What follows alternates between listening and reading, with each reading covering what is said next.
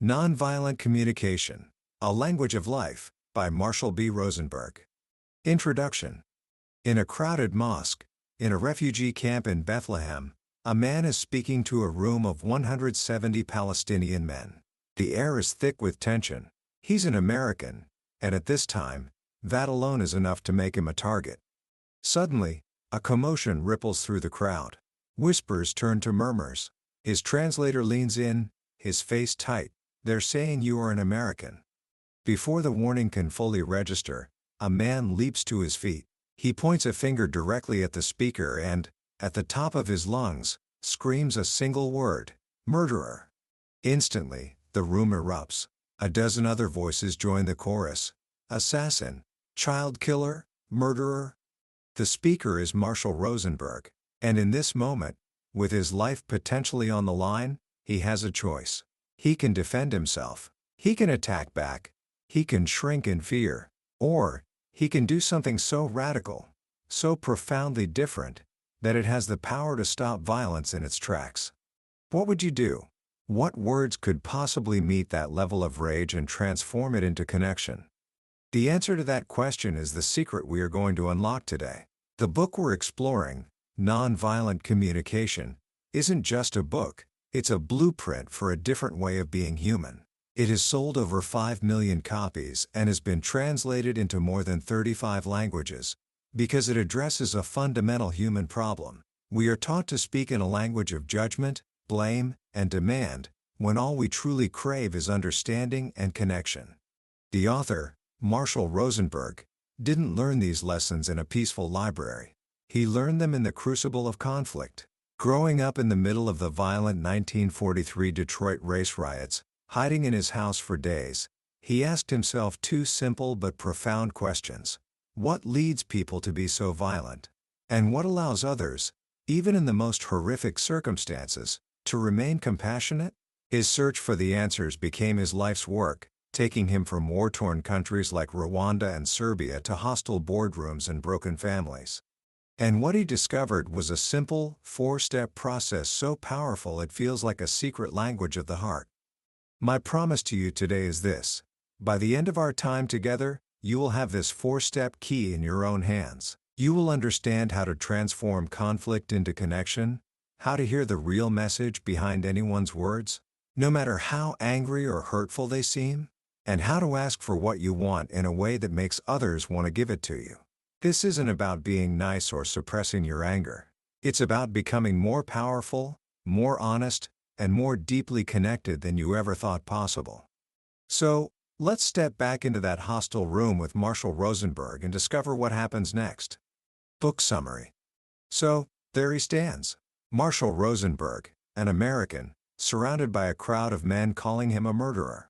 His heart is likely pounding. The air is electric with rage.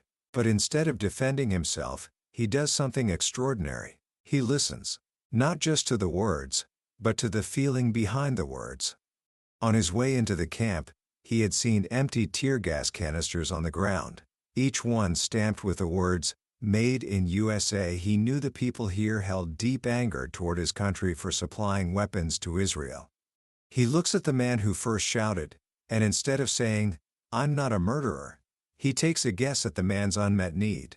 He asks, "Are you angry because you would like my government to use its resources differently?" The man is taken aback, but his anger keeps flowing. "Damn right I'm angry. You think we need tear gas? We need sewers. We need housing. We need our own country." Rosenberg doesn't argue. He just reflects the need back. "So you're furious and would appreciate some support in improving your living conditions and gaining political independence?" The man continues, his voice filled with 27 years of pain, talking about his sick child playing in open sewage, his school with no books. And with every pained accusation, Rosenberg doesn't hear an attack. He hears a gift of a human being sharing his soul, his deep vulnerabilities. He keeps reflecting the feelings and needs he hears. "It sounds like you're feeling desperate. I hear how painful it is for you to raise your children here." He does this for nearly 20 minutes. He doesn't agree or disagree. He just offers pure, focused empathy. And then, a miracle happens. The man, feeling truly heard for perhaps the first time, stops shouting. The energy in the room shifts, the hostility dissolves, and once he felt understood, he was ready to hear what Rosenberg had to say. An hour later, the same man who had called him a murderer invited him to his home for a Ramadan dinner. This is the power of nonviolent communication, or NVC. It's a language that cuts through the static of blame and judgment to connect with the shared humanity underneath. Rosenberg argues that this is our natural state. We are born with a capacity for compassion, for enjoying the act of giving and receiving. But somewhere along the way, we learn a different language. He calls it life-alienating communication. It's the language we speak every day, often without realizing its destructive power. Think about it. We've been educated from birth to compete, judge, demand, and diagnose. We think and communicate in terms of what's right and wrong with people. Your roommate is messy. Your boss is unreasonable. That driver who cut you off is an idiot. Your partner is being needy. Or maybe you turn it on yourself. I'm so lazy. I'm not good enough. What's wrong with me? Rosenberg says these are all tragic expressions of our own unmet needs. When we label someone lazy, what we might really be needing is support or order. When we call our partner needy, we might be needing space or autonomy. But by using the language of judgment, we create walls instead of windows. When people hear criticism, they don't hear our need. They hear an attack. And their energy goes into one of two places: self-defense or counterattack. Either way, connection becomes impossible. Another form of this life-alienating language is making comparisons. The author Dan Greenberg once wrote a satirical book called How to Make Yourself Miserable. His advice was simple: just compare yourself to other people. Compare your body to a supermodel. Compare your achievements to Mozart's by age 12. It's a guaranteed recipe for misery, because it constantly blocks compassion for ourselves. And perhaps the most insidious form of this language is the denial of responsibility. We use phrases that obscure our power of choice. We say, "I have to go to work," or "my boss made me do it," or "I had to suspend you, it's school policy." Rosenberg tells a story of a teacher who hated giving grades. She told him, "I have to give grades, it's the district policy." He asked her to rephrase that sentence to, "I choose to give grades because I want." She replied instantly, "I choose to give grades because I want to keep my job." Then she paused and said, "But I don't like saying it that way.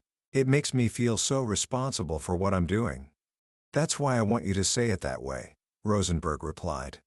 When we are not conscious of our responsibility for our thoughts, feelings, and actions, we become dangerous. We become docile, obedient, and disconnected from our own inner life. As Rosenberg says, when we are in contact with our feelings and needs, we no longer make good slaves. So, if this is the problem, this ingrained, life-alienating language, what is the solution? Rosenberg offers a simple, yet profoundly transformative, four-step process. It's the very process he used in that mosque in Bethlehem. The four components are observations, feelings, needs, and requests. Let's break down these four keys, one by one. The first key is observing without evaluating. This sounds simple, but it is, as the philosopher J. Krishnamurti said, the highest form of human intelligence. For most of us, it's incredibly difficult. We are trained to mix what we see with our opinion of it. If a colleague has spoken for most of a meeting, we don't say, "During that 1-hour meeting, you spoke for about 45 minutes. We say, "You dominate the conversation," or "You have a big mouth." The first is an observation. The second is an evaluation.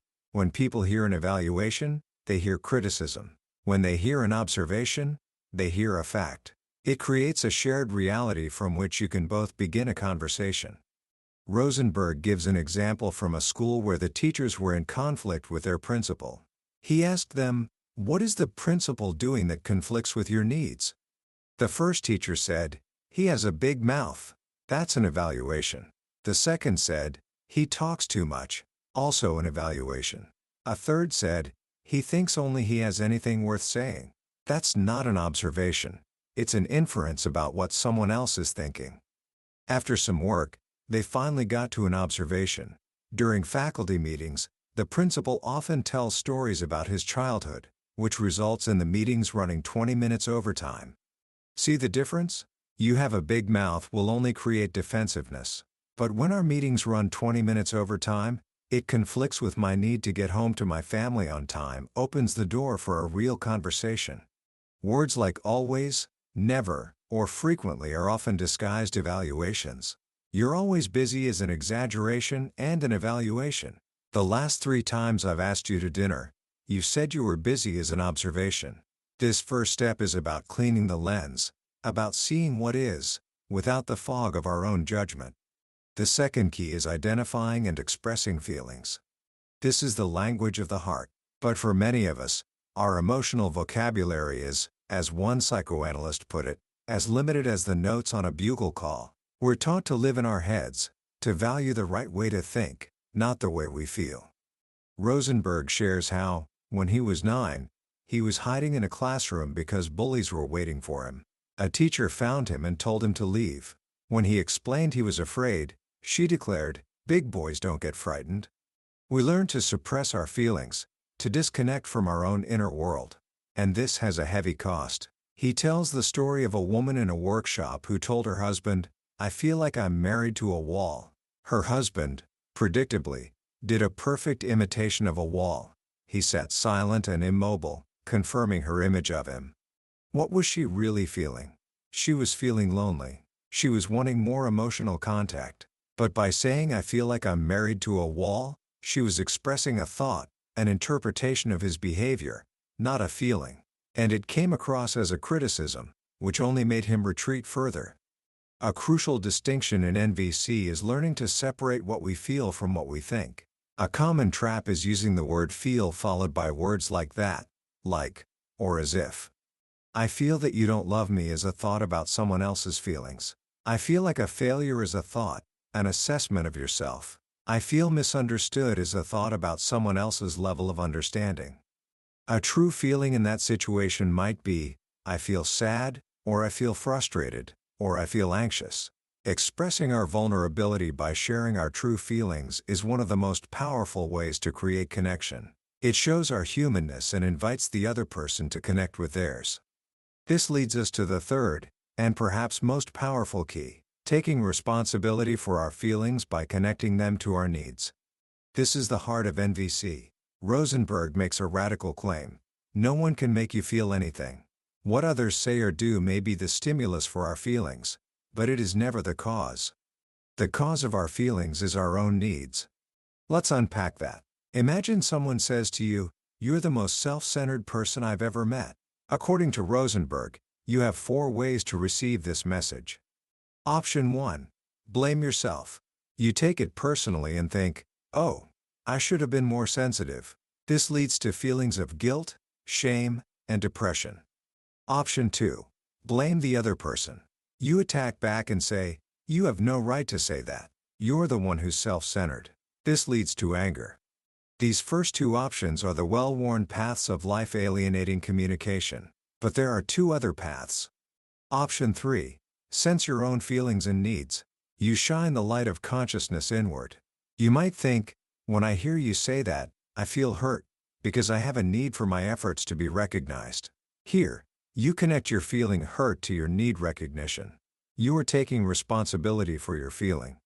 Option 4. Sense the other person's feelings and needs. You shine the light of consciousness outward. You might ask them, are you feeling hurt because you need more consideration for your preferences? Here, you are looking for the need behind their attack. This is a game changer. When we understand that our feelings come from our needs, we stop being victims of what other people say and do. If your partner arrives late for a date, you aren't angry because they're late. You might feel hurt because you have a need for reassurance that you matter to them. Or you might feel frustrated because you have a need to use your time purposefully. Or you might even feel relieved because you had a need for some quiet time alone. The stimulus is the same. They are late, but the feeling changes depending on your need in that moment. Judgments, criticisms, and diagnoses of others are all just alienated expressions of our own unmet needs. When a wife says, "You love your work more than you love me," she is tragically expressing an unmet need for intimacy. If we can learn to speak directly from our needs, we have a much better chance of getting them met. But this is hard, because most of us were never taught to think in terms of needs. We were taught to think in terms of what's wrong with others. Rosenberg says that at the root of all human action are universal needs. Needs like autonomy, celebration, integrity, interdependence, physical nurturance, play, and spiritual communion. These are not wants or strategies. They are the universal engines of what it means to be human. When we can connect at the level of needs, conflict begins to dissolve, because we can see our shared humanity. Once we have a handle on our observations, feelings, and needs, we are ready for the fourth and final key, requesting that which would enrich life. This is where we ask for actions that might fulfill our needs, but the way we make requests is critical. First, we must use positive action language. We need to say what we do want, not what we don't want. A woman in a workshop complained that her husband was spending too much time at work. She said, "I asked him not to spend so much time at work." The result? 3 weeks later, he announced he'd signed up for a golf tournament. He heard what she didn't want, but she never told him what she did want.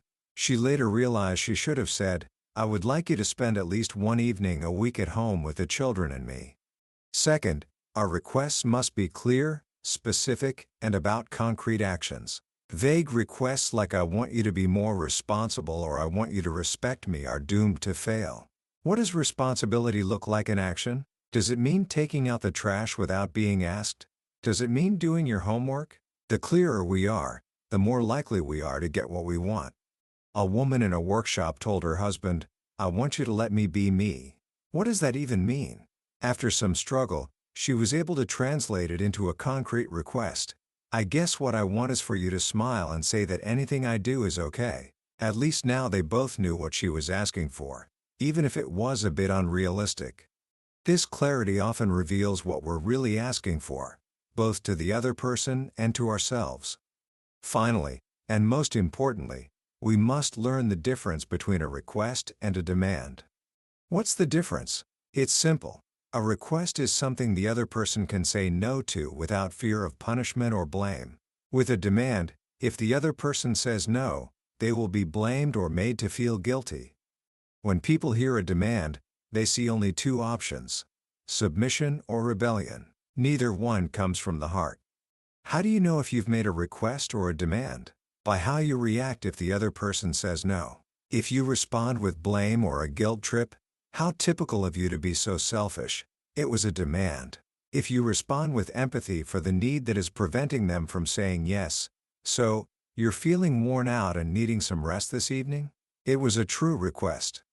The objective of NVC is not to get your way.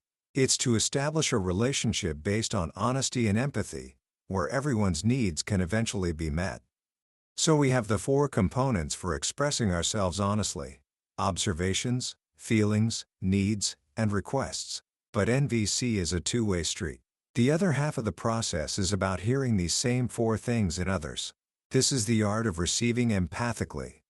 Empathy, in the NVC sense, isn't sympathy or feeling sorry for someone. It's not about advising, consoling, one-upping, or telling a story about yourself. Those are all roadblocks to connection. Empathy is about presence. It's about emptying our minds of our own judgments and theories, and listening with our whole being. It's about trying to understand what the other person is observing, feeling, needing, and requesting, even when their words are filled with blame and judgment. This is exactly what Marshall Rosenberg did in the refugee camp. He didn't hear murderer. He heard the man's intense feeling of anger, and he guessed at the man's need for his people's living conditions to be improved. No matter what people say, we can train ourselves to only hear what they are observing, feeling, needing, and requesting. This protects us from taking things personally. When we hear the needs behind the words, we see the shared humanity. We no longer see a monster. We see a human being in pain. A powerful tool for empathy is paraphrasing. We reflect back what we've heard, not like a parrot, but in the form of a question. Are you feeling hurt because you have a need for more appreciation? This does two things. It lets the speaker know they've been heard, and it gives them a chance to correct our understanding if we're wrong. A woman in a hospital was told by her nurses that an elderly patient was refusing to eat or take her medicine, and just kept repeating, "I want to die." The nurses had tried to reassure her, telling her she wasn't that sick. But it didn't help. A volunteer trained in NVC went to the woman's room. The woman was whispering, "I want to die." The volunteer simply said, "So you would like to die?" The elderly woman was stunned. She broke off her chant and, for the first time, began to talk about how terrible she felt and how no one understood. The volunteer just kept reflecting the woman's feelings. By the end, they were sitting with their arms locked, in a state of deep connection. Later that day, the woman started eating and taking her medicine. She hadn't needed reassurance. She had needed empathy. But what happens when our own pain blocks our ability to empathize? Rosenberg says we need empathy to give empathy. If we're too triggered, too hurt, or too angry, we have three choices. First, stop, breathe, and give ourselves emergency first aid empathy. Tune into our own feelings and needs. Second, scream non-violently. This doesn't mean screaming at someone. It means expressing our own raw pain without blame. "I'm in a lot of pain right now and I really need some peace and quiet." Third, if all else fails, take a timeout. Physically remove yourself from the situation to get the space and empathy you need to come back later in a different frame of mind. This brings us to one of the most difficult and important applications of NVC: expressing anger fully. Rosenberg's approach to anger is revolutionary. He says that blaming, punishing, and hurting others are all superficial expressions of anger. At the core of all anger is a life-serving need that is not being fulfilled. Anger is a wake-up call. It's an alarm clock telling you two things. First, you have an important need that isn't being met, and second, you are thinking in a way that is making it unlikely to be met. Specifically, you are blaming someone else. The cause of anger is never what someone else did. The cause of anger is our own judgmental thinking. To express anger fully in NVC, there are 4 steps. 1. Stop and breathe. Don't do anything. 2. Identify your judgmental thoughts. What are you telling yourself? "He has no right to do that. She's being completely unreasonable." 3. Connect with the needs behind those thoughts. What need is not being met? A need for respect? For consideration? For safety? 4. Express your feelings and your unmet needs. Instead of yelling, "That was a racist thing to do," which is a judgment, you might say, "When you said that, I felt sick to my stomach, because I have a deep need for equality and respect." Often, before you express yourself, you may need to offer the other person empathy first. The more they feel heard, the more likely they will be able to hear you. This whole process applies not just to others, but also to the most important person you communicate with every day: yourself. This is the practice of self-compassion. When we make a mistake, our old programming kicks in. "How could you be so stupid? I should have known better." This self-judgment creates shame and guilt, which are not life-serving energies. NVC offers a different path. NVC mourning and self-forgiveness. When you do something you regret, the first step is to connect with the unmet need behind your action. What need of yours was not met by the choice you made? When you connect with that need, you will feel a natural sense of sadness or regret, not shame. This is mourning. The second step is self-forgiveness. This comes from connecting with the need you were trying to meet when you made the choice you now regret. Every action we take is an attempt to serve a need, even if it's a clumsy or tragic attempt. When you can empathically hold both the self that regrets the action and the self that took the action in the first place, you can learn and grow from your mistakes without hating yourself. Rosenberg tells a story of ruining a brand new suit by putting an uncapped pen in his pocket. For 20 minutes, he beat himself up. "How could you be so careless?" Then he stopped and applied NVC to himself. He realized his self-judgment came from an unmet need to take better care of himself. As soon as he connected with that need, the shame dissipated, replaced by a gentle sadness. Then he asked, what need was he trying to meet when he rushed and put the pen in his pocket? A need to care for the participants at his workshop who were asking for his time. By holding both needs with compassion, the need to care for himself and the need to care for others, he could learn from the experience without self-hatred. This leads to a radical piece of advice from Rosenberg: don't do anything that isn't play. He means that we should strive to make choices motivated purely by a desire to contribute to life, rather than out of fear, guilt, shame, duty, or obligation. He suggests an exercise: list everything you tell yourself you have to do. Then, rewrite each item starting with the words, "I choose to," and then complete the sentence with, "because I want." This simple exercise reveals the needs our actions are serving.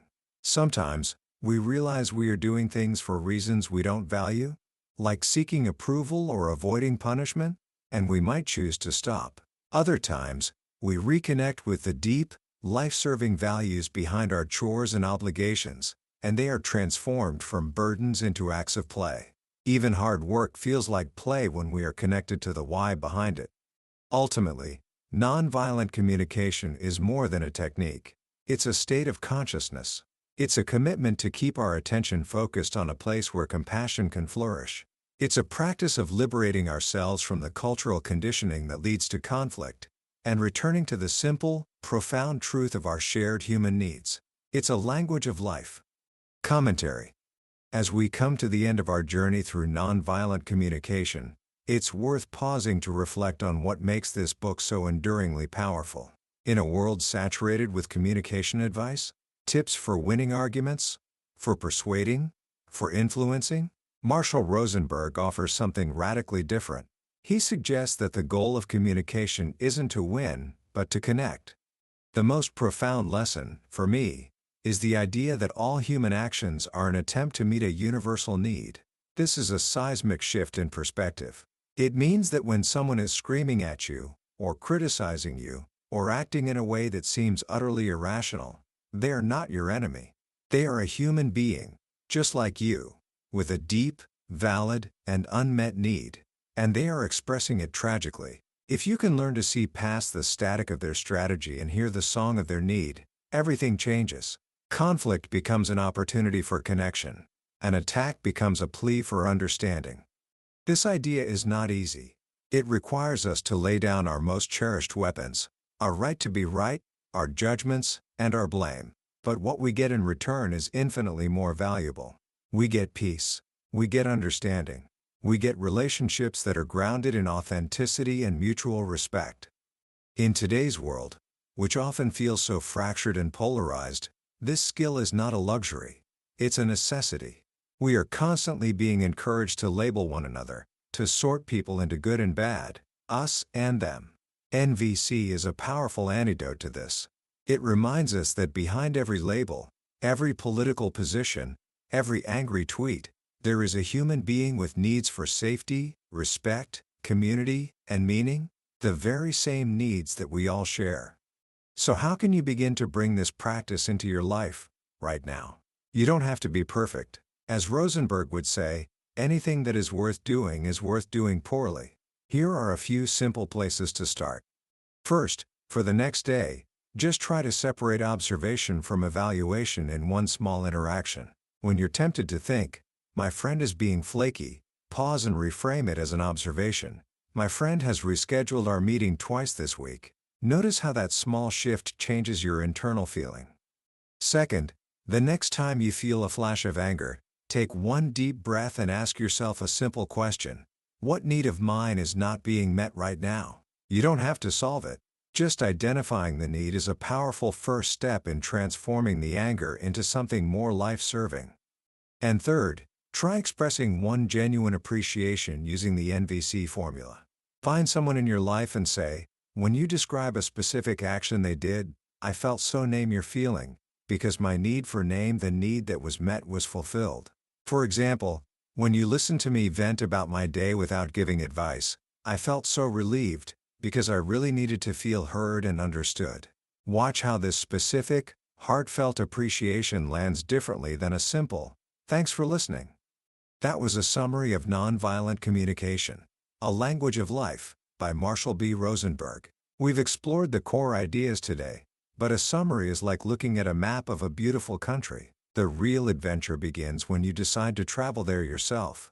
The true magic of this book unfolds in the quiet moments of reading, when a story resonates with your own life, or a simple phrase unlocks a new way of seeing an old problem. This summary is a doorway, an invitation. If anything we've talked about today has sparked a light in you, I encourage you to grab a copy. Reading it isn't just an act of learning. It's an experience that can genuinely change the way you see yourself, your relationships, and the world around you. The link to the book is in the description. Also, if you found this journey valuable, please show your support by hitting that like button and subscribing to Billionaire's Bookshelf. That way, you won't miss our next deep dive into another life-changing book. Let's continue to learn and grow together.